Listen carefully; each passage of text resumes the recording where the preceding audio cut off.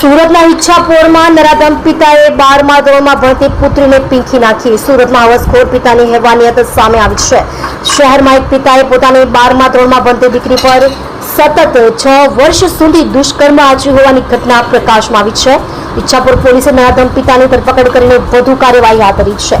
કાકાને ત્યાં મોકલ્યા બાદ સમગ્ર હકીકત બહાર આવી. પ્રાપ્ત વિગતો પ્રમાણે સુરતમાં ધોરણ 12માં અભ્યાસ કરતી દીકરી પર તેના હેવાન પિતાએ સતત 6 વર્ષ સુધી દુષ્કર્મ આચર્યું હોવાની ઘટના સામે આવતા ચકચાર મચી જવા પામી છે. પરિવારે દીકરીને તેના કાકાને ત્યાં મોકલ્યા બાદ સમગ્ર હકીકત બહાર આવી છે.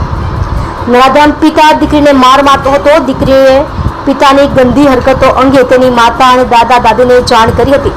ઈચ્છાપોર પોલીસે પિતાની કરી ધરપકડ.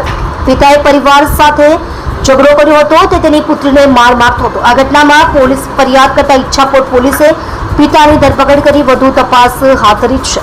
પરિવારમાં ઝઘડા થતા દીકરીને તેના કાકાને ત્યાં મોકલી દેવાઈ હતી, જ્યાં તેને પોતાની સાથે થયેલી યાતના વર્ણવી હતી. ત્યારબાદ સમગ્ર વાત બહાર આવી હતી. પરિવારે પિતાની પોલીસમાં ફરિયાદ કરતા પોલીસે વધુ તપાસ હાથ ધરી છે.